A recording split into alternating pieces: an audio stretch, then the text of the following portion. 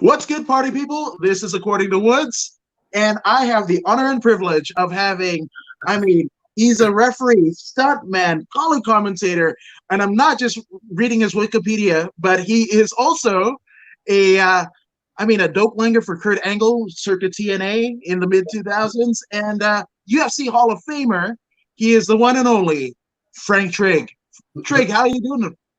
Good. No complaints considering everything that's going on. Would love to have some fights come back on here in California, but we gotta ride the wave like everybody else. Absolutely. So, what have been some things that this has been a weird kind of couple months for everyone. Just weird. So what have you kind of done to pass the time? Working out quite a bit, cooking a lot.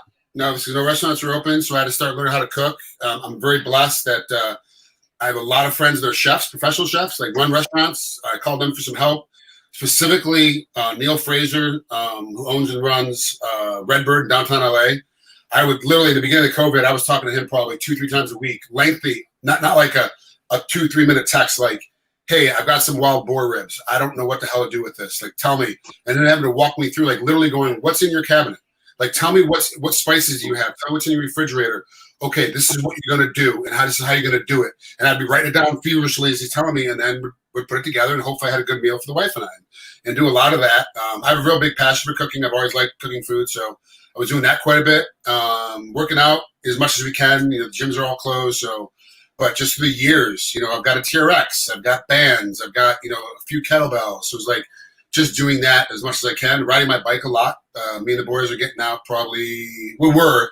I'll get to that in a second. I haven't ridden the last couple of weeks just because I've got something else going on. But we're trying to do around 150 to 225 miles a week. We're on our bikes out riding around LA, the bike paths and doing that. And that's been pretty cool. My wife got into it. So my wife was riding probably 75 miles a week with me while we're doing the rest of it. And, that's pretty much been it. And then I got into, about 3 weeks ago, I got into studying for my captain's license, my sea captain's license. So I'm studying for that right now. So as soon as we get off, I got a 3-hour course I got to do to qualify for that. And then we're just plugging away. There's nothing else to do.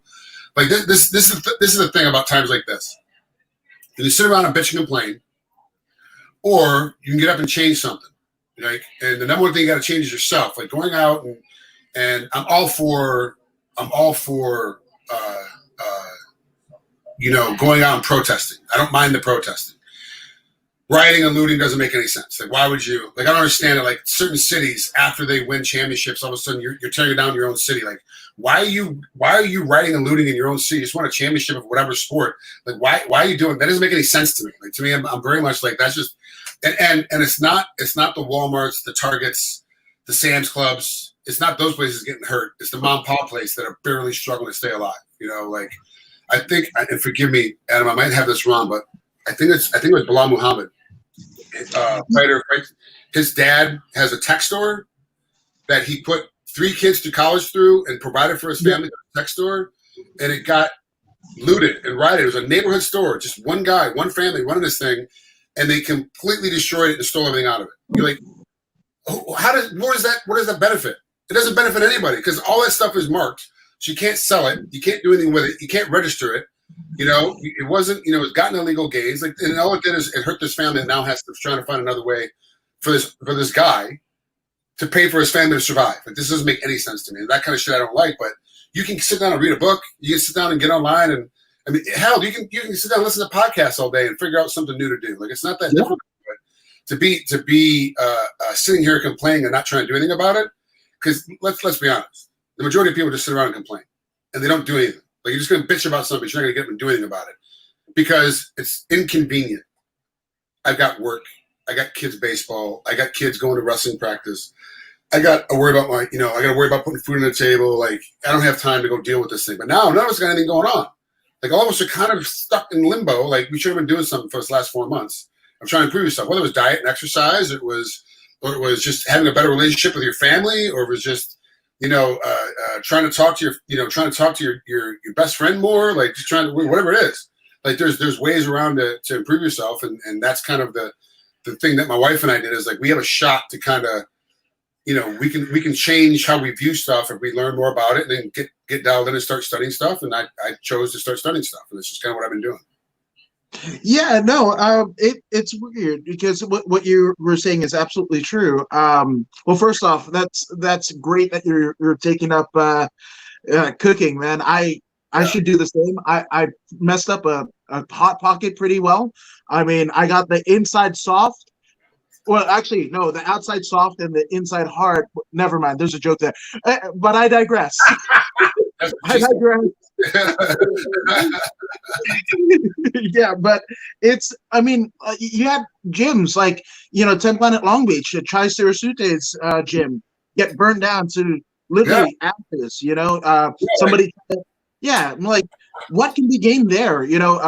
Chad George's CMMA, early on, they basically set a dumpster fire across the whole strip of businesses that, reside all on that same row. And it's just like, what can be gained by doing that? There's no social implication other than almost like a impersonal vendetta against somebody that you don't know and is really trying to be a pillar to the community. Well, there's a lot of mob mentality too. You're out with a bunch of your friends and somebody throws a brick, all of a sudden you're all throwing a brick. Obviously, I'm sure this happened for you. Growing up black and being with a bunch of black folks, obviously you get out and you're in a group and you're just kind of walking and talking. And one guy takes off running. You all take off running. You don't know why you're running, but everyone's running at the same time. You're like, well, why the hell are we running?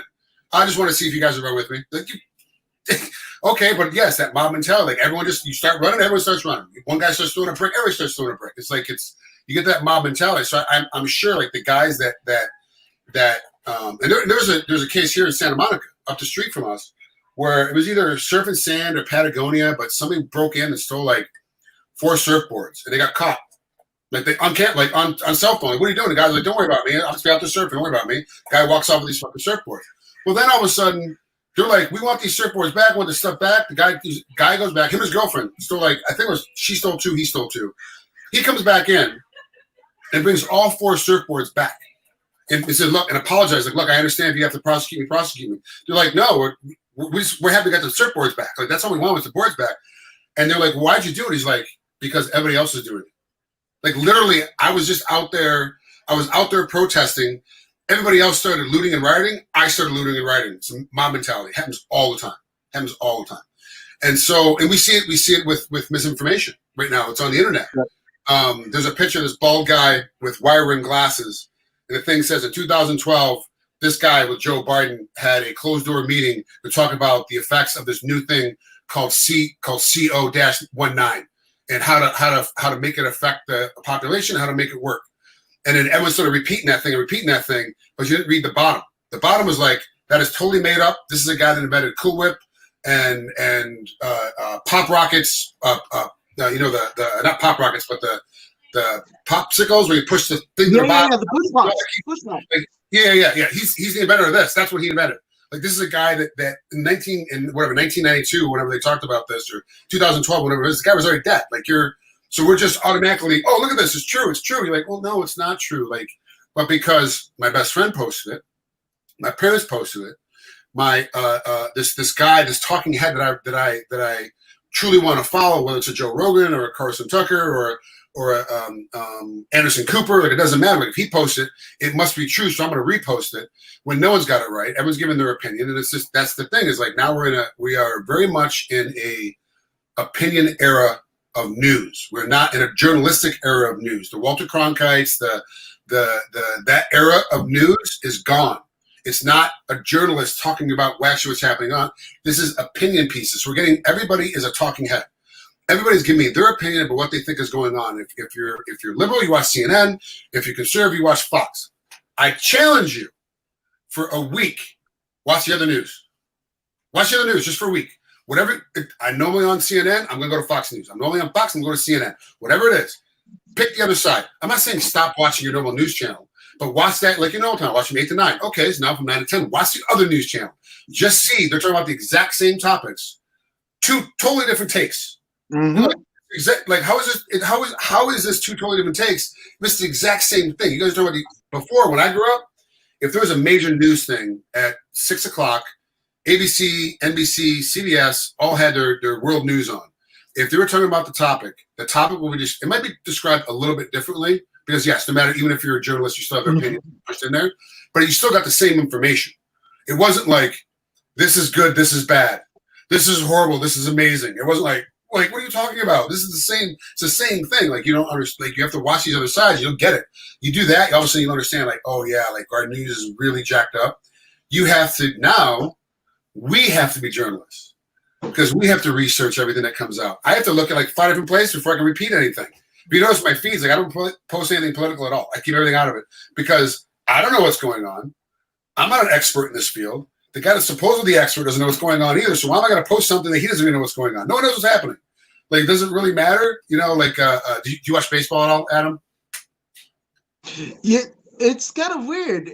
Yeah, I mean, you're absolutely right, and it's funny. George Garcia says we're living in a movie. It's literally it, you know. And yeah, and you know, I love the fact that you brought up Walter Cronkite. You know, my mom kind of raised me in that vein. You know, the Walter Cronkites, Dan Rathers, the Brokaws, and what have you, because everybody got everybody got the same news. You know, I just saw that Ted Koppel is still doing op-ed pieces, and I'm like, why didn't I know Ted Koppel isn't doing op-ed pieces? Look what he's doing. He's doing op-ed, opinion, education pieces. They're opinion pieces. Why is he doing opinion pieces? Because it's too hard to be a journalist anymore. To get it out quickly, you got to have an opinion. You got to get it out fast because we're a fast society now. 114 characters on Twitter. Got to be fast. We got to get out quick. Get your point. And so you got to do op-eds. And it's a mess right now. So like, I'm a big baseball fan. So obviously I watch baseball quite a bit. I have a couple of friends that still play. I have some friends that retired but I still watch quite a bit. So I was watching and Dr. Fucci do the first pitch out, completely messed. Like he's not a ball player or whatever. But then there's a photo of him later sitting with 2 other people with his mask down around his chin. And it's the photo. Everyone's like, oh, you know, he tells me I have to wear a mask, but he's not wearing a mask. Like, well, analyze the photo. The person that took the photo was like 50 feet away, so he wasn't anywhere in his area. The 2 people he's sitting next to, he's been quarantined with the whole time this thing has been going on. They're clean, he's clean. So he's in an area that's a bubble where he's more than 6 feet away from anybody else. No one else is around him. And I believe, I could be incorrect in this, so don't take this as true fact, that he had a hot dog in his lap that he had brought to the ballpark that he was eating himself to his mask on because he was eating. But all they got was the photo of him looking off to the side with his chin strap on. You're like, so this is what gets pushed out. This guy's not doing it. Like, well, give us all the information. Don't give us this little speck. I want the whole story. And let me decide. Let me decide what the whole story is. What you're giving me, I have no way to decide because you only give me part of it. I can't deal with that. So I stay away from it. I don't post anything. I kind of stay away. I just read it, laugh at it, and then go down a rabbit hole and start searching to figure out what's the truth. And believe me, my reality of what I thought was true in March is not the same as it is now in July, and will not be the same as it is in September. It's going to change because more information comes out. This thing is very fluid. Our life is very fluid. I was extremely pissed off at the Republicans. Not more than 72 hours ago. I'm like, what the hell are you guys doing? You took a $3 trillion bailout to help out the economy that the Democrats passed through the House. You guys crush it down to a $1 trillion. That's 1/3 of what was passed. Like, you cut it down. Why'd you do that? Then somebody explained to me very easily. It's a government bailout. Who's paying for it? Us. So do you want to pay back $3 trillion? Or you want to pay back $1 trillion? Oh, I'm good at $1 trillion. I'll pay back $1 trillion. Let's see if the $1 trillion bails us out. Then if we need to do another one, we'll do another one for another trillion and do another one for another trillion. But we don't need all $3 trillion. Let's not put it out there because once it's in the budget, it's gone. We got to pay for it. I'm like, oh, okay, that makes sense. Yeah, I got educated. I'm like, okay, now I understand. All right, I'm not bad. And we still get the stimulus checks. We still get the bailout for those of us on unemployment. That extra $600 a week that we get, it's still going to be there. They put that back in. It's like, okay, right. This makes sense. That makes sense because it got explained to me. Don't give me a Democratic standpoint. We approved $3 trillion. They're only doing $1 trillion. You're like, well, you only gave me one part of the story. I need the whole story. Like, you're killing me. And that's what's happening. And don't think it's left side or right side. It's both sides are doing it. And don't think it's only the guys you disagree with. It's also the guys you agree with are doing it. We're all doing it. We all have the same problem. We're not researching and looking at the whole story. We're still trying to be pinpointed. This little dot right there. That's all we want to see is that little dot. And I want How many of us only post things that agree with us? Look at this. Yeah, look at that. It agrees with everything that you say. Like, of course I'm gonna look at that. But let's open that up a little bit wider and see. Let's open up a little more and see. Oh, all of a sudden the whole story doesn't agree with you. So you give me that pinpoint because that's all you agree with. I'm like, okay, I understand. So it's like that's the game we're in right now. No, absolutely. And you know what's funny? So my mom is from Fiji, right? The Fiji Islands, and my grandfather, my maternal grandfather, actually was kind of the Walter Cronkite in Fiji. You know, he was the first Fijian-born person that was trained by the BBC when he was serving in Germany during World War II. He learned the kind of tricks of the trade and then brought it back to Fiji, right? But here's where you kind of get the news deal. He would have us from here send him National Enquirers because he thought it was outlandish and the storytelling and what have you, right? So this, straight-laced, broadcaster, first ever, loved the National Enquirer, and that told me everything that I needed to know about news going forward. That's why, I'm a combat sports personality. I'm not a reporter. I'm not, because it's weird. Like, I think like in our group right now, of the reporters that people recognize in our sport, I think Errol Hawani is the only one that went to school for journalism. Everybody else just kind of came on. As good as John Morgan is, to my knowledge, he was running a restaurant before he got into writing. He's just a good writer, but he didn't go to school to be a journalist. As amazing as he is, he doesn't have a degree in journalism. Errol Hawani has a degree in journalism.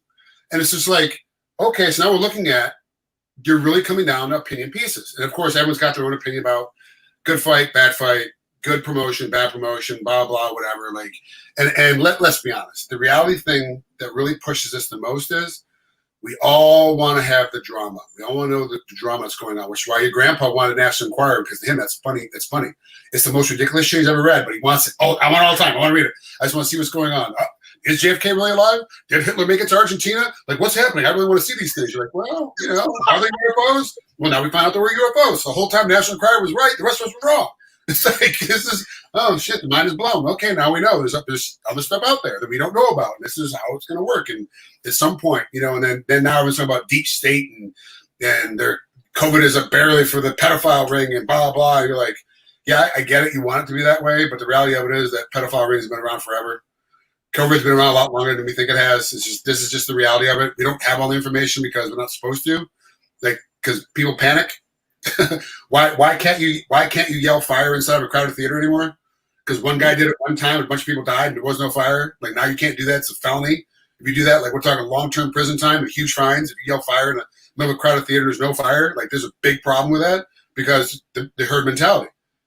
I heard fire, I gotta run. Trample, fuck, I gotta get out, man. There was no fire, man. Like, this is kind of what we go on. We all want that to be in the know and be in the now and have the reaction that we want to have. And believe me, man, I love that stuff. I love the drama. I love the crazy.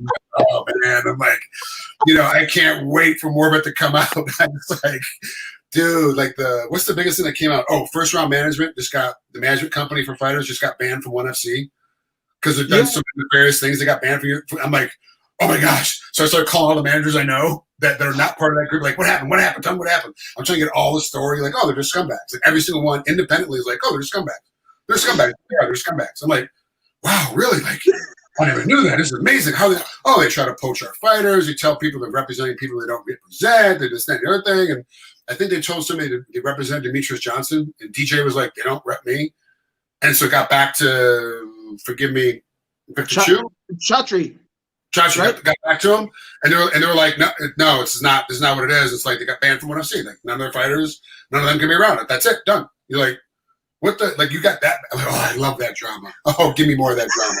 I love it. Oh, it's so much fun. When managers get mad at each other, they want to fight. Let's fight.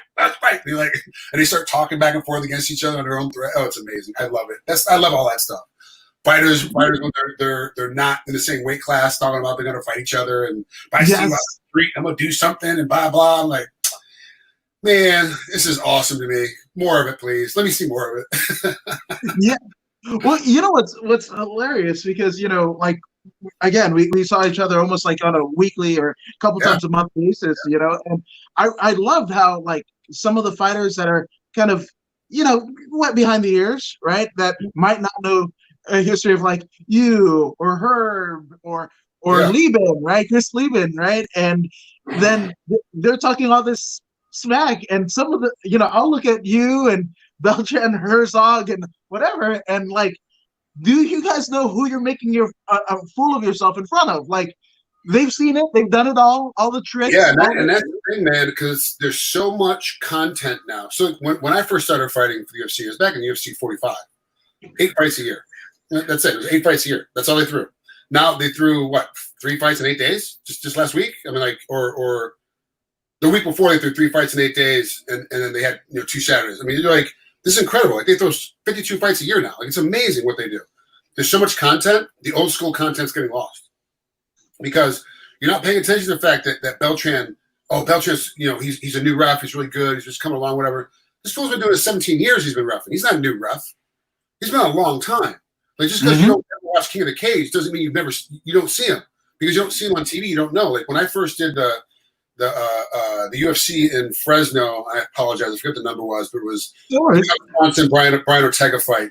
That was the first time I ref for the UFC. I was like, oh, it's so great to see you reffing. It's amazing that they're so great to bring a new ref in. I'm like, I've already been doing this 6 years. I've already been reffing 6 years at that point, and that was 3 years ago. I'm like, guys, you understand? Like, this is a long-term deal, because there wasn't social media when we started. We basically had the Kirik's mixed martial arts forums and Sherdog forums. That's all we had back in the day when we first started. That was it. You might have had, what was the other one? Wasn't there one out of Long Island that Loretta Hunt worked for? I forget, but there's one other one that was out there you kind of get on forum-wise, but that was it. That's all you really had.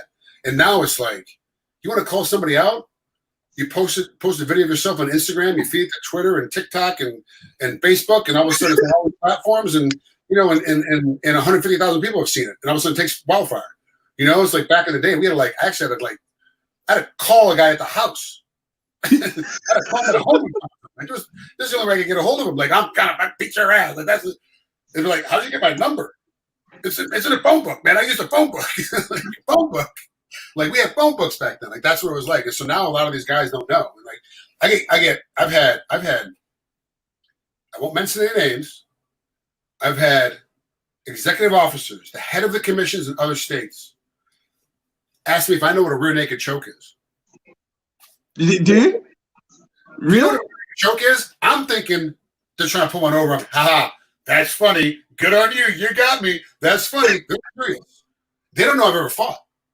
They have no clue. This is an executive officer of a commission that controls boxing MMA in their state. They have no idea who I am. I'm like, wow. Are you kidding me? You're the EO and you don't know who? Okay, all right, never mind. I'm not applying here. Absolutely not applying here. If you don't know who these guys are that are coming in to be judges and referees that have been around for a long ass time, and you're not sure who they are, then how are you running your commission? Because it's not the history of the sport. These are the guys that make your sport run functionally now. Like, can you imagine somebody not knowing who Mark Goddard is right now? Can you imagine, in MMA, can you imagine not knowing who Sal D'Amato is? Chris Lee? I don't know who these guys are. I don't know who Herb Dean is. What do you mean you don't know? What? Like, you run the commissions. You must not watch the sport? Like, you're just not a fan of the sport? I don't understand. So it's things like that. Like, there's even at the highest level, they may have no clue. And I've had fighters be like, I don't know if you know about this, but I do this thing, I do this thing, I do this thing. You're like, yeah, knee bar, I get it. Heel hook, I get it. Yeah, I understand. Most refs don't know what they're talking about. Well, this ref does. I know what I'm talking about. So, do you train? Nope, I don't train. Did stuff, I don't train. They're like, well, how do you know all this stuff? Ask your coach. I'm just kidding. I'm not going to go into this battle with you. Like, I don't have the time for it. It's just like, if you don't know, you don't know. You can't. Some people you can't educate because one, they don't want to be educated, but two, they may not understand what is going on around them, what's happening. Somebody walking in and having Chris Lieben as a coach, and you're like, if you're not from San Diego, you don't know that he runs his own gym. You don't know you're coming up from up north, and maybe you're brand new to the sport. You're like, yeah, I got this Chris Lieben guy, and the coaches are all happy. Oh yeah, we got Chris Lieben. Yeah, it's great. Like, who's Chris Lieben? Like, okay, so here's you. Just start there. Like, he's a bad man. Chris Lieben's a bad man and knows what he's doing. And I can't wait for him to get more reps in camo level so he can get back to the pros. Like, Chris is gonna be a good ref. Needs more reps, but going to be a good ref when he gets up here. Like, man, that kid is solid as a rock. And he definitely has a passion for reffing. Definitely has a passion for it. No, 100%. And it's funny. Our man Dave Dinkin, whose family has been synonymous with everything combat sports. He said Frank is the interviewer and Adam is the one being interviewed. No, not at all. Dude, I'm sitting under the learning tree. And yeah, and Voodoo Maximus on YouTube is saying we need to get the word out on the uninformed commissions. Absolutely, that's what we're trying to do. And then and Dave Denkin says, you don't have to ask for a fight. You can just ask Siri for a fight. Or Alexa. Yeah. Yeah. And he also says that Frank Trigg, you're my hero. So shout out to Dave Denkin. But I mean, not to get nepotistic, right? But we definitely want to get into your career. I mean, obviously, Hall of Fame worthy. You've been everywhere, right? And Alejandro Ramirez, he says, "Hey, Twinkle Toes Trigg, awesome to have you on the show. Wanted to ask you about your memorable feud against Matt Hughes. What was going through your mind when you cranked that rear naked choke, and moments away from being new welterweight champ? Is there anything that you wish you would have done differently? By the way, that's one of the greatest feuds in MMA history. So, right. He came out a couple weeks ago and said still his favorite fight. It's been 14, 15 years, and how many fights have been there since then? And that's a huge honor for have a guy like Dana say it's still one of my favorite. Even if it's just one of his favorite fights, it doesn't matter. He has seen thousands of fights, and he's like still picking with that fight. Even though I lost, it sucks. It still hurts. Like it doesn't. I mean, you never overgrow that one shot, that one fight, that the one shot to be the guy. And I had two shots to be the guy and screwed up both times. That's just what it is. The acceptance of life. You have to deal with it, go on, and move on. That's just how it is. What I wish I had done better is if you look at the rear naked choke, I'm forearm choking him, but I'm trying to rear naked choke him. So my elbow's in the wrong position. My elbow needed to be dead center for the rear naked choke, or I should have just switched to a forearm choke, which I didn't do. I just sat there in a rear naked choke, my forearms in the wrong position, and I got up and I let him out. So that's my inexperience, not knowing how to do what I was doing, and also thinking the fight was over. I was extremely surprised that Mario had not stopped the fight when I was punching him. His eyes literally roll up in the back of his head. Like I'm watching his eyes roll up in his head, and I'm like, Mario, you got to stop this fight. If I keep hitting this guy, he's going to die. Well, one of the things I forgot, I was fighting Matt Hughes. If you don't put him away, he's coming back. Like multitude of times getting cracked, getting beat up, getting pushed. He finds a way to come back. I didn't come back. I did not take that into consultation. So I should have just kept whacking him as hard as I can until he stopped the fight. And I didn't. I backed off. My fault. I have no one else to blame but me. Not my coaches, not my trainers. My fault. My fault. I stopped punching him. And I was like, fight's over. Fight's over. Good. I'm a champ. I'm a champ. But I'm a champ. That's the guy. I'm a champ. That was someone to fight. I'm like, lost again. I mean, that's just how it goes. That's just how it goes. I mean, it sucks, but it was, I wish I'd been better at submissions at that point. And I wasn't. And nothing I can do about it. You can learn from your mistakes. You can't change it. So I just have to deal with it. And of course, it's the only fight anybody wants to talk about. So I have to talk about it all the time. So it's like, this is Monday. And in the last 7 days, it'll be my 6th time talking about it in an interview. Like literally, this is all anybody wants to talk about is that fight. And the other thing I'm sure going to bring up later is all anybody else wants to talk about. You'll bring it up later. I'm positive. I'm going to tell you. You'll bring it up anyway. It's just what it is. It's news. It's what it is. But everything is hindsight 2020, and especially like you being so heavily involved in reffing over the last almost a decade, right? And you even see even in this day and age, fighters and coaches kind of making the same kind of concessions, and they haven't learned, and they almost don't know what they don't know. Big props to Andy Foster, the executive officer for California, because he realized that, and I've been saying this for years, and I get in trouble for this all the time. I always get phone calls. You said it again. Like, what the hell's wrong with you? You can't do that. Most fighters, most coaches don't have any idea what they're looking at rule-wise. They honestly don't know. They just don't know. They think they know. They honestly think they know, but they really don't know.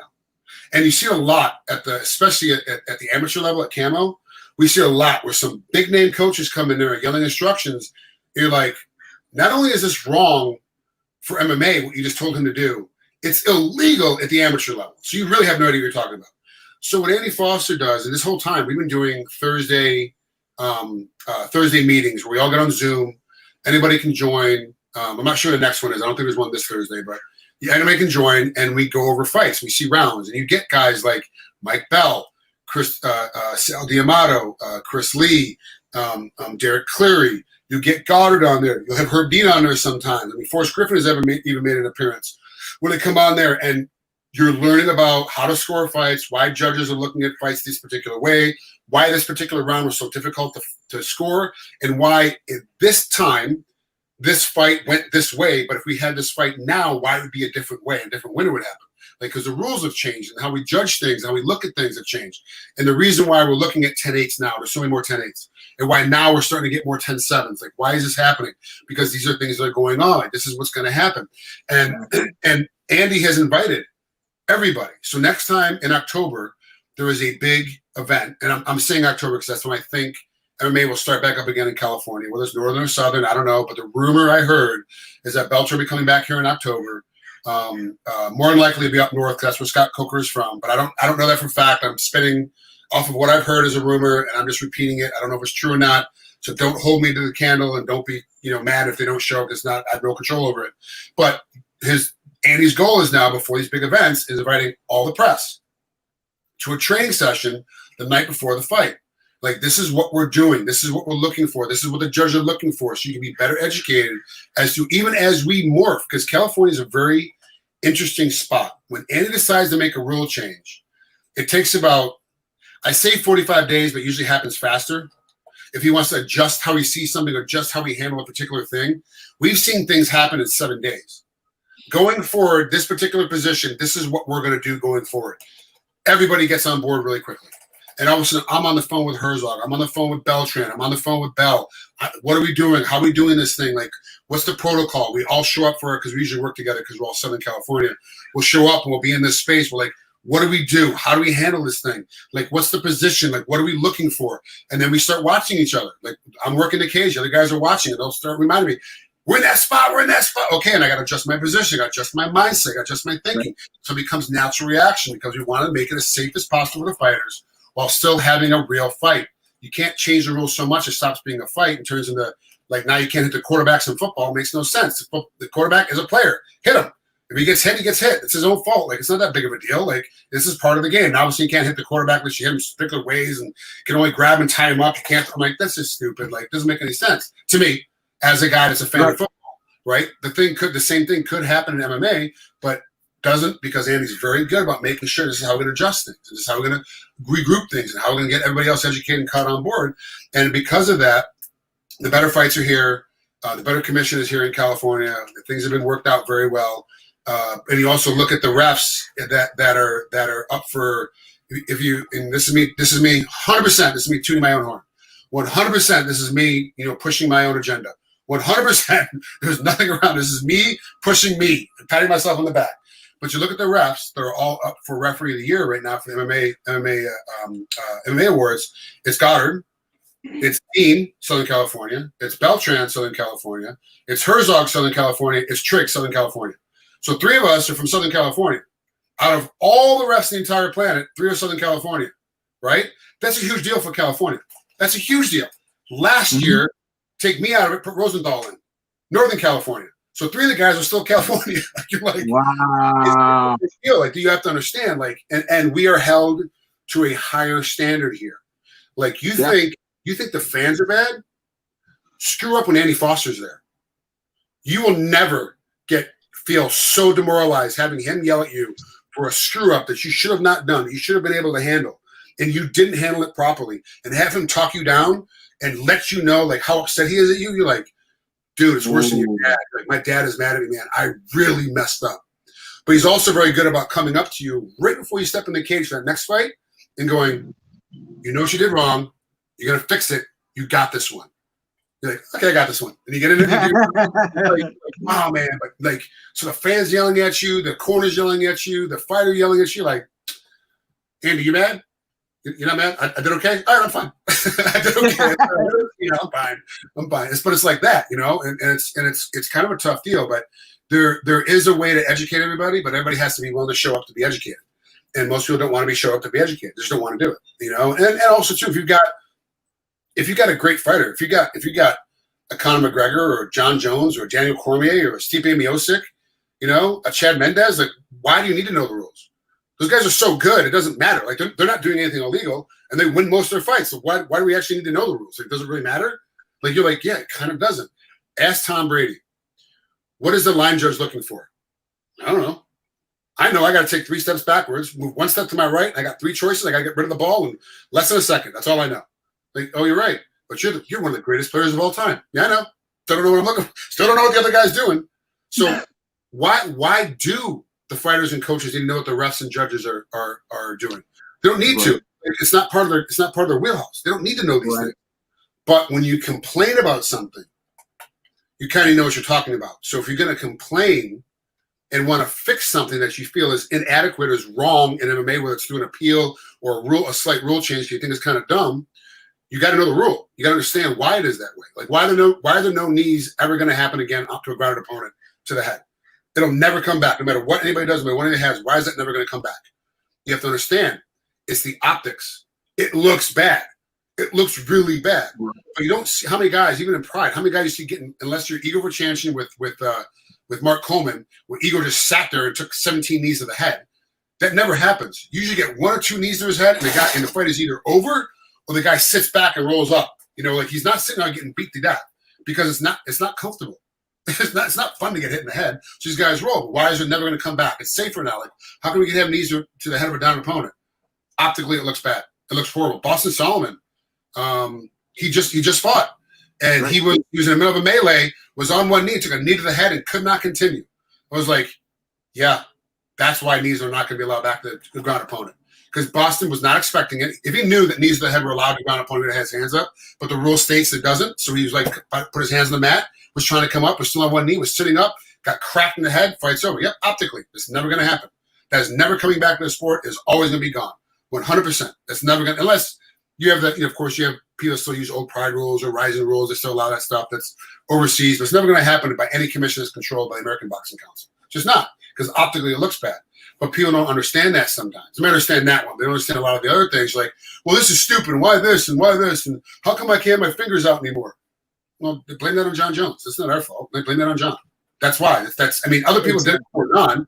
It's been going on forever. Like, don't think one guy did it and that's how it got changed. A bunch of guys did it, but now it's like, okay, we have to address this because it's becoming a real issue. People are going to lose their eyes, and people are going to have cornea damage and not going to be able to fight again. So now it's fist or ceiling. That's it. Fist or ceiling. That's all I want your fingers. Towards his head. When you got your hand down towards his body, we don't care. Towards the rest of it, you know, we don't care. Once you're going towards his face, fist or ceiling. That's it. Super simple, super easy. You know, sorry, it throws off your whole game because I know you want to stand here like this and play in this game. Too bad, make a fist. You know, I don't tell you. Them's the rules. Like, deal with it. But if you want to change it, come to me with an explanation why you want to change it. Talk to us about it. We'll talk about it a little bit. When you have a good idea that actually makes sense, we'll get you in contact with Andy. And Andy will take a look at it, look at it through the email. You explain it to him. He'll take a look at it and either deny it or dump it. You know, and that's just how it goes. Like, you have to make a good case, and people just don't make good cases sometimes, and they don't understand the rules. And that comes down to even the media. Like, you know, people get yelled at all the time from the media, because the media they have a much bigger pull than the actual person does. Like, I don't care who you are. If you're John Morgan writes a piece and Sergio Pettis writes a piece, it's the exact same piece, but it's opposite ends. John Morgan's piece is going to be seen by more eyeballs. More people are going to believe that piece. Not saying that Sergio is wrong. We're saying that Sergio is incorrect. We're saying that Sergio lied about his piece. This is more people going to see John's piece. They got more eyeballs. So when the media writes something bad about a referee or a judge, more people see it. No matter how much the referee or judge explains himself, more people are going to see this thing. Unless he calls that particular journalist, you know, and goes, hey, here's what's going on. Then he'll rewrite the piece or make a different piece and put it out there. And then that's what happened. But otherwise, it's like, you know, we got to kind of eat it up. You got to kind of suck it up. But the easiest way to fix that is to educate people. And that's what California's trying to do, is educate people to get them out there. Which, I mean, it's great that you brought that up, because Alejandro Ramirez says, hey, Frank, what's your advice for people watching who are interested in becoming an MMA referee, and how can someone apply? I can answer a little bit. Obviously, as you see in the comments, there's a guy named Dave Denkin. His family has been in the combat sports game since the advent of California combat sports. So he is the lead inspector for CAMO, which Trigg also works for, and Lieben also works for. So I'm going to put you in touch with Dave Denkin and see when everything does open up to get you into camo to at least be an inspector or something like that. But any gaps that I didn't feel, Trigg? So there's a requirement for camo. If you want to be, I think it's the same for judging, but for sure for refereeing, that you have to pass one of the courses here in California.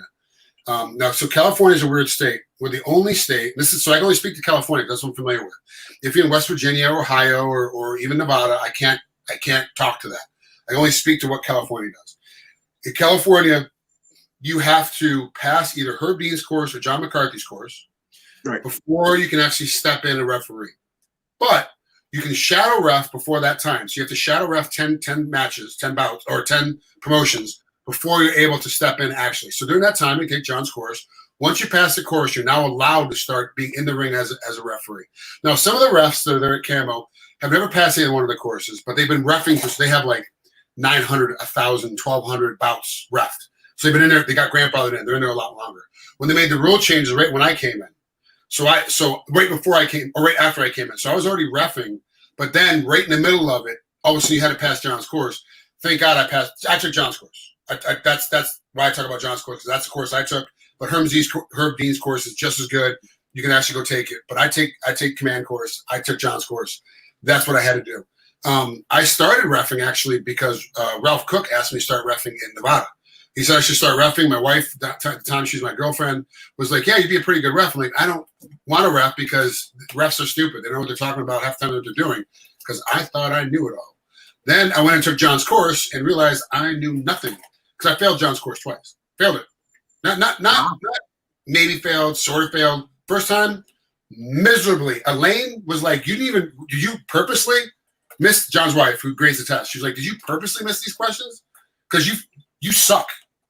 I was like, I was perfect regardless. Like, your mechanics were perfect on the last day we had the mechanical, but your written, you bombed it, completely bombed it. You don't know terms, you don't know technology or terminology, you don't know round time, you don't know anything. I'm like, I better go study.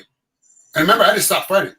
I took that course, had to take it again, then failed it again, and had to take 6 weeks of practice with John so I could pass the course. So once you pass the course, then you're able to start reffing at the camo level. And after 100 bouts of reffing, you are able to apply for your pro license in California, not saying they will accept it.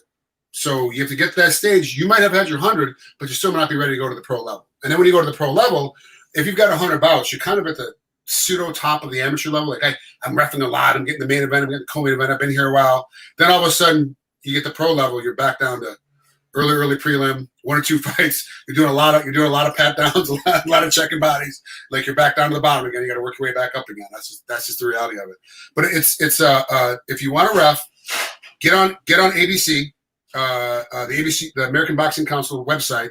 Look at the rules of MMA and start reading them. Get familiar with the rules. That's the easiest thing you do. You got time to read at home. It's not that difficult, but it explains you 10-10 rounds, 10-9 rounds, 10-8 rounds, 10-7 rounds. It explains you blood timeouts. They explain to you groin shots get 5 minutes, but nothing else gets that much time. They explain to you all these different things. You get the knowledge of understanding it. Then as you get that knowledge, when you watch fights, look at it as a judge or look at it as a referee. Stop drinking. Stop listening to your friends and family. Don't pay attention to them. Make them leave you alone and judge that round or judge that entire fight and write the scores down, because they'll explain to you how to write the scores in the thing. You'll start getting practice because it's all about reps. You have to get the reps. Then go start reffing at the amateur level as quickly as you can. And most states have amateur. It just happens to be in California. Camo and CSAC work together. The JT Steele and Andy Foster, they work together. They try to make it so refs coming out of the amateur level, when they're ready to apply, are the best refs possible. I honestly believed when I came out of Camo that I had done enough to be one of the best refs in most states out there. Before I even started doing pro, I was like, I am legitimately better than most of the refs in these other states at the pro level because of everything they put you through to make sure you understand what's going on. The evaluation that you have. You're not just in the reffing. You're getting evaluated by the other refs. So like when I go and I ref a camo bout because I'm a pro for CSAC, I have to evaluate the other refs that are working that night. I have to evaluate the other judges for what they're doing that night, how they see the rounds, how they do them and stuff. I have to give them grades. It's tough because you have to look at these other people objectively. Chris is a friend of mine. Liam is a friend of mine. I have to objectively talk about his mechanics and what he does and how he sees things. And I have to like, look, man, I know this is going to suck, but this is this one thing you got to fix. You screwed up on it the entire night. You got to fix this thing. You got to talk to these guys and come out of the cage and talk to them not as a brother in arms, not a guy that you trained with and sweat with and bled with, but as a guy that's like a guy that you're trying to educate to get better. And it kind of sucks. It's kind of a bad position to be in, but we have to do it to make sure the better refs come out. So when you come out and you get to the top level, you're like, okay, I'm ready to go. So when you have that Joe Daddy Stevenson pro fight, that first, you know, when you after the Inland Empire, you got that first fight, where you got that first lights out promotion with Sean Merriman, then you're on the undercard, that you're gonna be great. So by the time you get there, you're like, I'm gonna be great. Like I don't have to worry about because I know what I'm doing. I'm gonna be great. But you also got to remember, you're gonna screw up. You're gonna mess up. 100% you're gonna mess up. I was extremely late in the Edmund Sergio Pettis fight in Bellator. I was 2.5 seconds late on that stoppage. Not where everybody thinks I should have stopped it. That's the issue. So I got a bunch of fans yelling at me, you should have stopped it here, you should have stopped it here. He was fine there. I was there later. I got, now mind you, John McCarthy's the promoter. He's my mentor in this. I walked out. Corey Schaefer yelled at me, who's the lead for Bellator. John McCarthy, I would say yelled at me. They didn't yell at me. They don't yell. They talked to me very sternly. Andy Foster got all over me. Then I got to deal with Beltran. I got to deal with Herzog. I got to deal with Bell, who are also yelling at me like, dude, what the heck? Like, then I have to go home with my own ego and sit on the couch and be like, I fucked up. Ooh. I fucked up. And I got a ref again next week. I got to figure this out. And you got a week to figure it out. And you go back and you got to do it again. And you got to be better the next time. You just have to be. You got to get your ego out of the way. You got to have super thick skin. If you are not thick-skinned, you cannot ref or judge in MMA because the fans have direct access to you. And if you try to be off social media and try to be private, they'll attack your wife who's on Facebook. I know it's not directed to you. I know you're his wife, but you make sure he gets this. And blah, blah, blah. You're like, I'm not even on social media. I'm getting yelled at. Like it doesn't like. So you got to have super thick skin because you are going to get talked down to because we all screw up. Everybody screws up at the highest level. The best referees in the world will tell you. I asked John McCarthy when I took the course, hey, give me your best, the best fight you ever refed because I want to look at that and make myself after it. Your most perfect fight because I don't have one. What do you mean you don't have? You can't think of one. You've had so many. He's like, no, I've screwed up in every single one of my fights. Every single one I could have done better. Every single fight. Wow. I'm like, hold on a second. This is the best ref on the planet telling me that every single fight he could have done better. You take that one of two ways. Okay. No matter what I do, I'll be okay. Or I've got to get better every fight. Every fight. I got 4 fights in that night. I got to be better every single fight. Every fight I have to get better. Then you're like, how are you going to take this? How are you going to absorb it? You're like, wow, man. You get in and you start doing it. You're like, yep, I should have been quicker there. I should have been over there. I should have been there. You gotta have. I wish I could let you in on the conversation Jason Herzog and I have. Like it is sometimes like, dude, you were great. You were absolutely amazing. Nah, man, look at this. And you go look at it. And you're like, oh yeah, I see that. You were literally 6 inches out of position. 6 inches, man. Like is that big of a deal? Yes, it is that big of a deal. I'm 6 inches out of position. That caused another half a punch to get in before I could stop it. You got hit one more time before. Like we have these conversations all the time, and fights where everyone thinks it's a great fight, and we're still on top of ourselves. I had an hour and a half conversation with Mike Beltran. There's not even fights going on right now that we're reffing. He's actually going to cover one of the fights in Connecticut for Bellator. Right. Time. But like we're talking about like, oh, this and that and this thing and that thing and what would you do in this situation? We do in that situation. I'm like, dude, I forget like how thick our skin has to be to deal with this because we have a lot of stuff on our plates and we have 1/100th of a second to make a decision before this happens. So if you don't have time, okay, because it takes a lot of time. It takes people to get to 100 takes 2 or 3 years, right? It's a long time because if people got work, they got families, it takes a long time to get there. To get to the big shows, it takes 15 to 20 years before you get to the big show. That's just what it is. This is how it takes. Now, I got there quicker, a couple reasons. As an actor and a stunt guy, I had time off. So I would ref every Friday, Saturday, and Sunday if there was a fight on Sunday at the amateur level between Vegas and Southern California. I would just drive back and forth. I put 75,000 miles in my car in 10 months. I was driving back and forth. Like literally, I would drive out for a Friday night event in Southern California, drive back to Nevada to Las Vegas for an event on Saturday, drive back to Southern California on Sunday for a Sunday event, then drive back to Nevada to go to sleep because that's where I was living at the time. And I would do that every weekend for 10 months to get my numbers in, get my reps in. And because I was doing stunt work and acting during the week, so I wasn't working on the weekends. So because I do mainly TV, and TV shoots Monday through Friday. So if I was in Southern California already shooting, I'd already driven in and I was doing my job. So it didn't matter. Then when I got to the pro level, I didn't work for a year. 1 year, I didn't get an assignment. Not one assignment for a year. Wow. And it was because they accepted my application, but they weren't sure I was ready. They kept me down the amateur level. I was like, so they accepted my application. I paid the money. I didn't get a shot. But that's the reality of it. You got to put your time in. You got to put your reps in, and understand. People talk about why aren't more fighters and judges, or aren't more fighters, refs, and judges. Let's take Boss Rutten, who I would love to have judge. I want him to judge so bad. He's such a good judge. But he's got a lot of other things going on. He's up for a couple of TV roles, and some other stuff that would take him away from it. But take a guy, I always use like Randy Couture and Chuck Liddell. Those are two guys I always use. These guys, very smart, extremely intelligent, could be great refs or great judges if they put the time in. But now think about what they made as they fought. Let's just pick 500,000 as their last number. Just take 500,000. I have no idea what the numbers are. I don't know what they made. Say $500,000. You show up, you're in the back room, you got some fruit, got a little juice, you're hanging out, take a nap, get up, wrap your hands, warm up, go out there and fight for 25 minutes. Title fight, 15 minutes, non-title fight. You go in, and then you take off. Imagine now, you're showing up at an amateur event. Got to be there at 5. First fight's at 6 o'clock, usually not till 7 because there's always delay.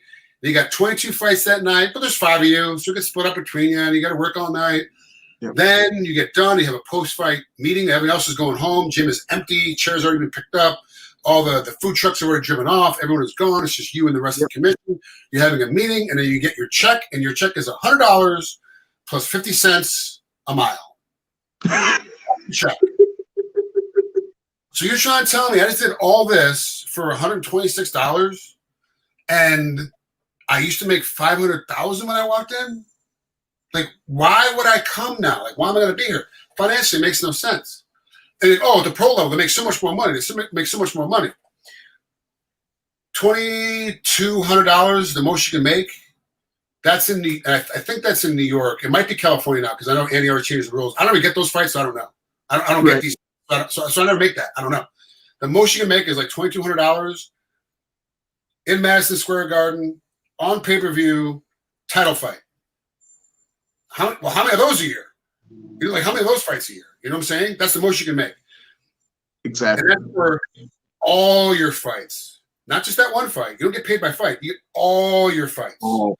That 126 that I got for amateur, it's $100 for all the fights I ref that night in total. That's it. You're like, okay, so it's time and financial. Do I have the time to spend doing this? But then can I afford to do this? Does it make sense? When you got like Randy, I don't know what he makes anymore making movies, but he makes a lot of money doing movies. He's like, I can sit around for 6 months and not do anything and then work 2 movies and make more money in one day on set than I would have in the last 6 months trying to ref. Like, why would I do this? Like, it doesn't make any sense, right? So it's financially draining. This is not a love of we're gonna make a lot of money doing this. You're not gonna be able to get rich, but you make a car payment.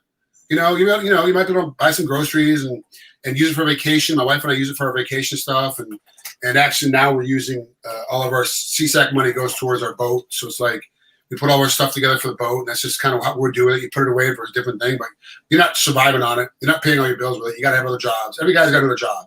Beltran's a sheriff. He's at work right now. I talked to him. He's on his way to work. He's doing a huge case. So he's a detective for the sheriff's department. That's his real job. John McCarthy, LAPD. Half the commissioners that are in inspectors in MMA in California are cops or ex-cops. It's the safest place to be. Working in California show. After the Harvest 91 shooting in October, that was in Las Vegas. The next week I had to work in LA or at Long Beach. My wife was like, I don't want you going. I want you working. They just had a big shooting in an open place. I don't want you going. But babe, everybody's going to be fine. I'm working with Beltran. I'm working with Mark Relia. I've got everybody's in place. We're fine. Trust me on this. I get in there. I'm like, are we gonna be okay here, guys? They're like, oh yeah, we're fine. We're good. I'm like, what do you mean we're good? Like we've already got like our friends we gave tickets away to our friends. They're all up top.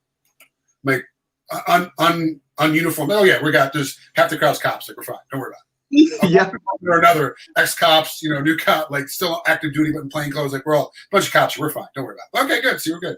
So it's like everyone's got a full-time job. Jason Herzog works for a contractor for DoD. Right. Mike Bell works for Boeing. Like we all have full-time jobs. Like everyone's got a full-time job doing something else. This is not. It's unfortunate when I say this, but refereeing, judging, how timekeeping. My wife's a timekeeper, so timekeeping even. It's a hobby you get paid for. You have to love the sport. If you don't have a real passionate love for the sport, we're like, hey guys, fights start at 2:00. Main event starts at 5:00. What time are you coming over? Oh, well, we'll be there like 5:00.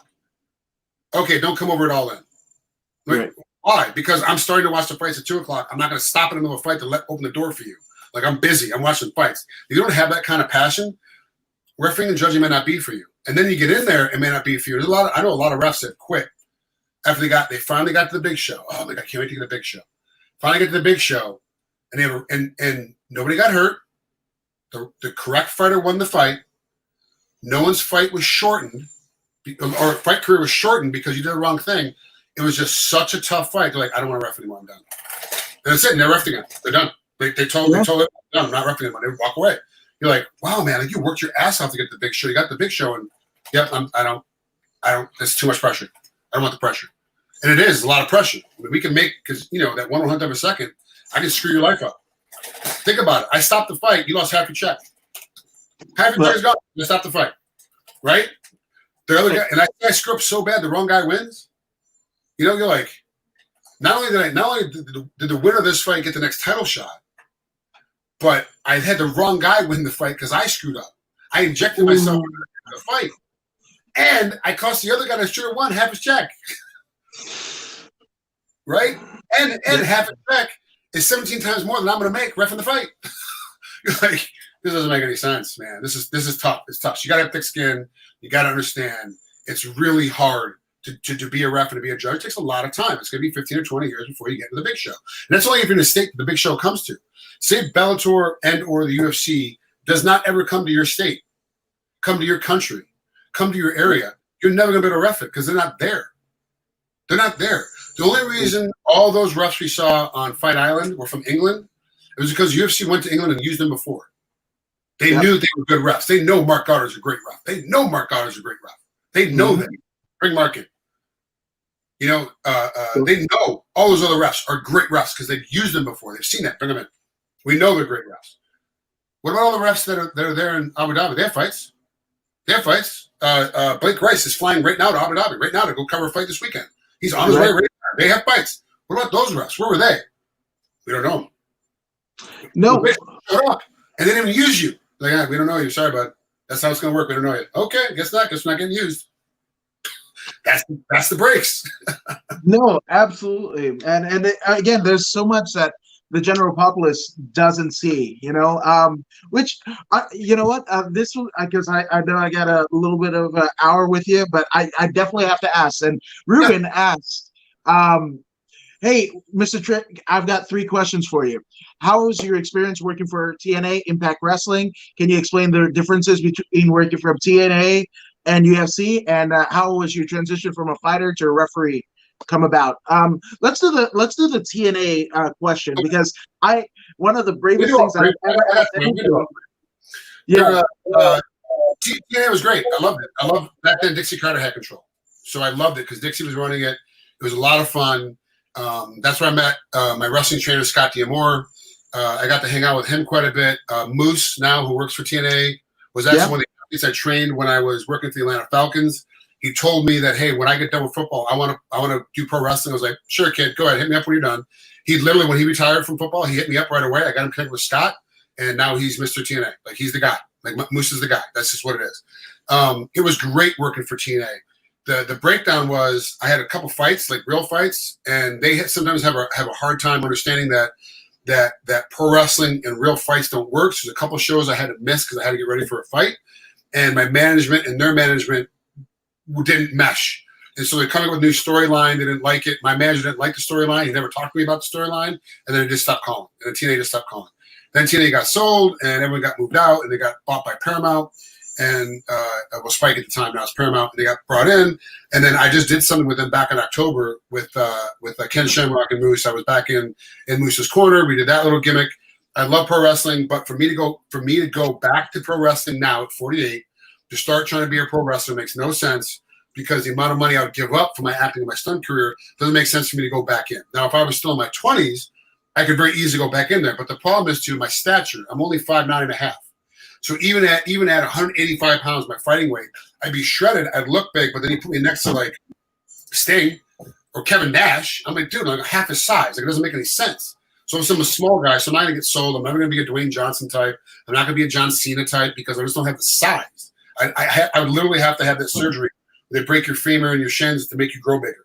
Like, that's the only way I can do it. I have to get to 6'3". Otherwise, it's not going to happen. It's just not. I just don't have that ability. So that's part of the fact. You get a lot of these little guys that come in. Oh, I know. And I was just saying, what about Rey Mysterio and all that? Yeah, those guys all know him. And look how bagged up they are, and look how much money they're making now.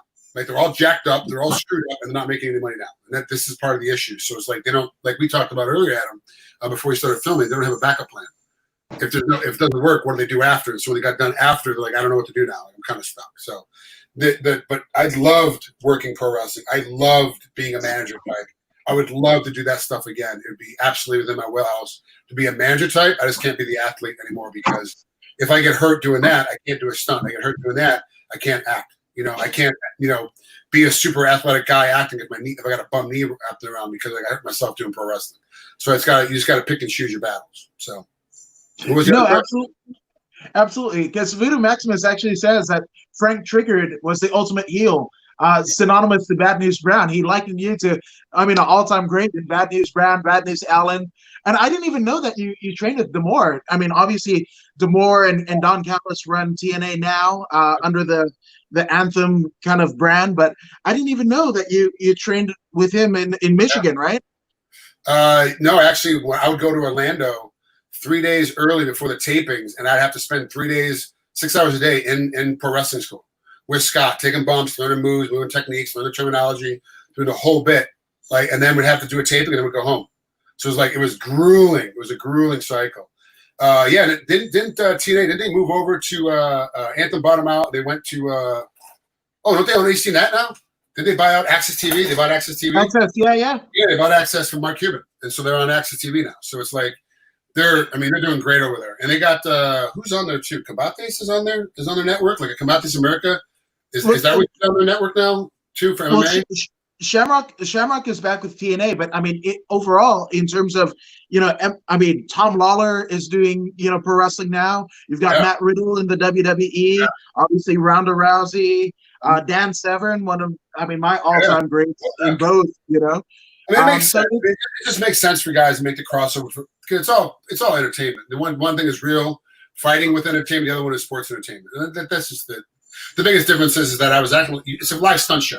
You're still getting kicked. You're still getting slapped. You're still getting punched in the back of the head. You're still getting hit with car lids, trunk lids in the car. Like, you're still getting all jacked up. That's just the way it is. That you're going to get hurt, but it's sports entertainment. So, it's not going to be too delimitating as long as you don't go through some glass or get hit by some razor wire, you'll be fine. So it's not too bad. But it was a lot of fun. I loved it. I absolutely loved it. I had a great time doing it. Now, your first bump versus maybe your first takedown in MMA training, what is worse? Because I've heard some horror stories about bumps, the people taking their first bumps and just shitting themselves. So you can because you end up landing on your head. You have to find that sweet spot where you keep your head off the canvas and your shoulders hit the mat, but your head's off the canvas. So it's very much like a judo ippon. When you take your bump, you got to learn how to hit. But if you hit the wrong way with your head back, you're going to get wrong and you get dizzy. And if you hit hard enough, you'll lose control of your bowels, 100%. That's just what it is. It wasn't that bad, because in my old gym, the Raw Training Center in El Segundo, the University of Professional Wrestling, run by Rick Bassman, used to and Samoa Joe. I used to see them all the time. The prototype, and I used to see them all the time in there. It was amazing to watch these guys obviously get signed. And I'm like, dude, you guys are incredible. What the hell? Amazing guys. They're really, really good guys. And then you see them work, you're like, okay, I get your work ethic. I understand why this is so tough. I understand why this is so hard on you guys because you do put a lot of heat into it, a lot of heavy into it. And then to see them years later still doing it with very little wear and tear to their bodies, that physical that you can see wear and tear. There's definitely wear and tear. They're feeling it. We're just not seeing it. And that's the gimmick, man. It's like they're doing great, man. They're I can't say enough about pro wrestlers are some of the great ones or some of the toughest guys you'll find out there. But they also have like a weird culture. Like it's a weird culture for pro wrestling. It's very established and very like, I shake hands like a man. Like this is, I don't limp wrist my handshake. I don't give a soft hand. Like I give a hard handshake. Like, oh, you're no good as a pro wrestler. You can't be any good as a pro wrestler. You're too hard. You're too hard. I'm like, what? Like that's my handshake. Well, it's not hard. But that's their culture. And they really believe it. Like if you shake a guy's hand hard, like you're no good as a pro wrestler because you're too stiff. I'm like, okay, all right, fine. I'm stiff then. I don't care. Like whatever it is. But like, if you call somebody son, hey son, what's going on, son? In pro wrestling, like it's like super derogatory. Yeah, like you're really stepping on that guy. I'm like, really? Like what is going on here? Like they have a whole different culture how they do stuff. But two, that's the reason why you get a guy like AJ Styles, who's in TNA, and then goes over to New Japan Wrestling, and then comes back and he's a superstar in WWE because he is part of that culture. He understands the limit, the gingo, or the lingo. He understands what they want, what they're looking for, and then at the right time, right place to sign that contract, got the right push, and now he's the guy. And that's how it works, and that's the thing. Is like he held on, and he became the guy. He's been the guy twice. It was the guy in TNA, or 3 times. The guy in TNA, he was the guy in New Japan Wrestling, then became the guy in WWE. So it's like he knows that's how it goes. That's how it works. Yeah, it's a different culture for sure. But yeah, it's crazy because they mirror each other, quite well. In terms of you shake the promoter's hand the wrong way in MMA, and you never get asked to get booked on the show, or the wrong thing, the wrong person that gets back to him, or do a bad interview talking about him. Like obviously you got all sorts of heat. This is what it is. Yeah, absolutely. But dude, I mean, one last question. But David Denkin actually asked, what was it like to use your fight skills to stop a fighter who kept fighting after the fight stopped? So because I no longer fight, I don't use the same rule format as everybody else. So for those who don't know, before a fight, depending on the organization, we either have individuals or groups. Individual meaning I talk to each fighter individually. Groups, we talk to everybody at one time. And the thing is, we tell you in the back, hey, look, don't stop until I tell you to stop. Continue to fight until I tell you to stop the fight. Either you heard a clacker or you heard a bell, don't stop it till I stop it. I'm in control of start and stop of the round. This is not boxing. Boxing, the timekeeper controls the round. When they dig it, it's on. When they dig it again, it's off. That's it. But for MMA, the ref controls it. So I have to step in there and stop. So don't stop till I stop. When I tell you to stop, stop. Because if I determine that you beat this guy so bad, I write this, and this fight is over in my mind, and you're still hitting this guy, he can't defend himself any longer. I am now his last line of defense. I will do whatever I have to stop this fight. I will grab you by your lips. I will put my finger in your mouth and fish hook you. I will poke you in your eye. I am getting you off this guy because now you're doing him severe harm. I'm going to stop it right away. Understand this. I'm like, oh yeah, whatever, but sounds tough. And I had a fight down in Epic, down in San Diego for Jason. And Dingus was there, and these 2 heavyweights. I was called losing control of the match. Excuse me. So I was losing control of the match. These guys were fighting. They weren't listening to my warnings to stop the stuff they were doing. They were doing little cheap shots. They weren't listening to my warnings to stop the back talk. Fuck you, no, fuck you, fuck you. And they kept going. I'm like, time to stop. Finally, a round stops. My arm goes across. Boom, this guy continues to attack. I turn around. I shove him. This is a young, strong buck. This is a guy that kind of scared me a little bit. So I turn around, I shove him into the cage, and I put my hand on his chest. And, of course, my hand slips up because I'm short and he's tall. Slips up. I got him by the throat. I said, stop. You got to stop. And all of a sudden, he realized I was serious. He's like, nope. And he just stops everything. You got to cut that out, man. Next time we do that, we're going to call this fight off, and you're going to lose. And he goes in the next couple of rounds, he's fine, whatever. And I can't remember if he won or lost. David would be better at it than that. But yeah, you have to use it. Sometimes you got to use it. Like, this is the reason why all of us train still. All of us are still very physical in whether we're lifting weights and running and riding or hitting mitts or we're rolling when we can roll. Because there's a famous shot of Jason Herzog. A guy he stops the fight, And the guy's so out of it, he shoots on Jason. Jason throws an underhook and sprawls and turns him and just floats on top of him. It's like, hey, it's over. Don't worry about it. It's over. The guy's still kind of resisting, and he turns around, kind of takes a side. You know, the guy's on his hands and knees, takes a side a little bit, doesn't fully take his back, takes a side, like, hey, fight's over. The guy's like, okay, stops his fight. And then you got to do it, because sometimes these guys aren't working. Their heads and their hands aren't working. You got to use your fight skills to stop it. And so you got to know what you're doing. You got to train. You got to understand what's going on in there, what to look for. And because there's nothing more embarrassing than there's two things that are embarrassing for a ref. I mean, there's a lot of things that are embarrassing.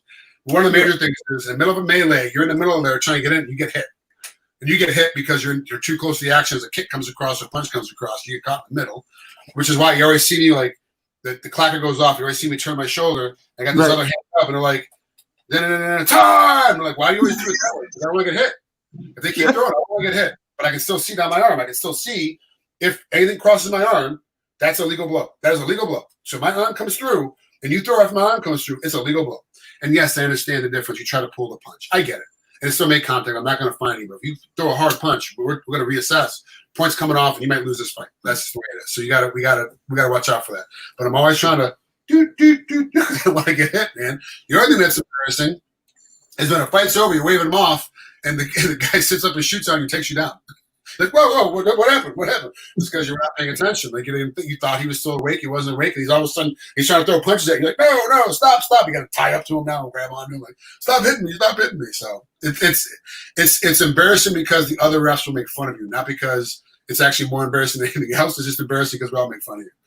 You see that? You got to take him down. So do we give him 2 or do we give him 5? Like, how good was that takedown? Like, is it? But again, it's one of those things that, if you don't know unless unless you're in the kind of the inner circle and put in the work, pave.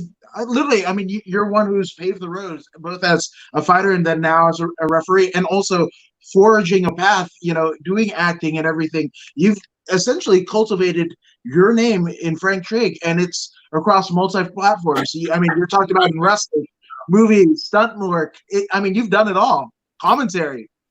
Yeah, I know. And I'm about to work on a new project. And actually, she's me hang up. I have to go back and study. I'm stuck in studying for my captain's license. I'm in the middle of a book right now, trying to get my my license to start running charters. So I'm doing a whole new thing on top of this, where I'm trying to run a charter service now, a luxury charter service here in Marina Del Rey, and the time off. And if we don't have anything else going on, like I said earlier, it's time to reinvent yourself. So reinvent yourself. Do something you love. Find your passion. Get after it. Like, there's no reason to be like, I'm out of work. I'm on unemployment right now. I don't like my job anyway. And then go back to the same job. Like, that doesn't make any sense. So why would you do that? Like, do something you love. Like, find your job. Like, find your way. And that's the biggest thing right now that I've always done is like, I've never done anything I don't love. I've been very blessed in that sense. I've never had to work in a job that I didn't love to do. I love coaching wrestling when I was working as a wrestling coach. I loved cooking when I was working as a shore cook. I loved training when I was training. I loved fighting when I was fighting. I loved wrestling when I was wrestling. Like, I love these things. I love doing them. And I did them for as long as I could. And then when that was over, I moved on. And honestly, when I stopped fighting, I thought I'd never find another passion as strong as that. And I found it for stunts. I found it for acting. And I found it for refereeing. Like, I love doing it. I'm not gonna lie, my ego is a little hurt that I didn't get a call from Mazzoli to come down and ref one of the Bellators in Connecticut. My ego's hurt a little bit because I love it. I want to get back to it. But I also understand you got Todd Anderson up there. What the hell you need Frank Trigg for? You got Todd Anderson and Mike Beltran. We need Frank Trigg for. You don't need me. And it makes sense. You got to understand. It makes sense. You don't need me, but it does hurt. Like, man, I wish I could be out there because I love it. I want to get back to doing it. And I love sailing and I love being on boats, and so. Now I'm taking that passion, and I got time. We're off a little bit. I'm still doing my acting lessons, and still auditioning. Still doing lines and all that, and still training. And I'm not doing any fire burns right now, and I'm not randomly walking out in the middle of the street getting hit by a car. And I definitely don't have anybody pointing a gun at me, shooting blanks at me right now. But I still love doing that stuff when I'm on set, rolling down hills and making great scenes, and going to watch the shows. And like, well, I did that. Like, that's me and my boys. We did that. That was a great drive scene. We drove that truck and we got lit up, and SEAL team took us out. We all fell off the truck, and man, that looks great. I love doing that. It's like, so I do stuff that I love. Yeah, man. But you're one of the crown gems of our MMA community, and I don't think that you get the credit that you deserve. In and out of the cage. You've been a class act. I just thank you. Actually, do you have time for one more I have time question? for one more. Yep, I have time for one more. Yep. All right. So you just basically, what is your most skilled fighter that you fought, and who's hit you the hardest? Well, the hardest I've ever been hit is Phil Baroni, but I was only in practice, and he hits like it's scary hard. The hardest I've ever been hit in a match was Robbie Lawler, but Phil hits harder than Robbie. Oof. Robbie's way more accurate, way more accurate. It was like so like that. That's the hardest I've ever been hit, and the most skilled fighter. So it's tough to say the most skilled fighter. Probably Marcelo Aguilar was the most skilled fighter I ever fought. I fought him in Japan very, very early in my career. Shuto, fought him in Shuto. Very early in my career. Brazilian kid. He legit black belt in kickboxing, legit black belt in jiu-jitsu, legit black belt and wrestled, like was on the Brazilian national wrestling team. Like this guy's legit. He was legit. And he was the most, but I was also young in my career, and I didn't realize how good he was. I thought that it was just being a typical wrestler mentality. I'm just going to overwhelm him and beat him up and out cardio him, and he's just going to fall apart. And then I got lucky later, years later, I went back and rewatched the fight, and I was like, oh, wow, like he had me in a lot of danger, a lot of places. I was just too stupid to know that I was in danger, so I just kept fighting. Where now, with that knowledge, you might react a little bit different because you're in danger. Oh, I got to cut that arm back. Got to pull my chin down because he's looking for a choke. I was like, let's go harder, go more. I just overwhelmed him. But he's probably the most skilled fighter that I ever fought, by far. The toughest fight, probably Chirito, Verissimo Chirito, yeah. No, he was the toughest fight. And then the most decorated, obviously, was Matt Hughes until it became GSP. Because GSP ran the gamut. So, that's it. No, man. Well, and the one question everybody else always asks is the one fight I didn't fight that I wanted to fight, BJ Penn. The one fight I wanted to fight. Not because, and we're friends, like not because anything against him, because when he was in his prime and I was in my prime, I was like, I just wanted to test myself to see if I was as good as him. Because he was a fucking stud when he was in his prime. I was like, I want to see if I'm as good as him. I think I am, but I want to find out. And we tried to make that fight happen. This never came to fruition. And of course, he was 55, I was 70, so it was going to had a deal come up to 70, and he was staying out at 55, and then we just couldn't get the money together, and the promotions wouldn't do it. So it was like that's the one fight that got away that I wish I could have fought with BJ, man. He was a stud. I had so much respect for him. I just want to test myself. That's a pretty good list. And when you look at your career, that's exactly it, my man. But dude, thank you for doing this. One last time for people that haven't already followed you, where can they find you on social media? At Frank Trigg on everything. On everything. Everything is me. I think my fan page though on Facebook is still, I think it's Frank Twiltoes Trigg. I think I can't change the name because that's how the fan page works. So that's the only thing that's not. Everything else is Frank Trigg. It's either you're only going to find either me or my son are the only two really that are out there that are active. So if you look at the photos and it's another bald guy with a beard that kind of looks like me, but it's not me, that's my son. So that's yeah. There you go. But dude, thank you for so much that you've done for the sport, so much that you've done for me, and not being a jerk at Costco 5 years ago when I was a fanboy. Yeah, Las Vegas Costco. What was I doing out there? I was out there buying some stuff for the house for my buddy's house. That's what I was doing. Yeah. Okay. Yeah. I mean, that's literally like 5 minutes from where I'm at. So, it was cool to run into UFC Hall of Fame. Huh? I thought you were rich. You live in the hood. No. I'm in It's not the hood. It's not the hood. It's not the hood. No, that was Los Feliz. But thank you so very much. A fan, and then now we're friends. I can't appreciate you enough. Yeah, my pleasure. Hit me up anytime. We'll come back on and do it again. Heck yeah, we got to do a part 2. I think the people want it. This is the most we've gotten. Yeah, dude. But thank you so much to UFC Hall of Famer Frank Trigg. I'm According to Woods with Frank Trigg, and we are out. I did some weird stuff with my hands.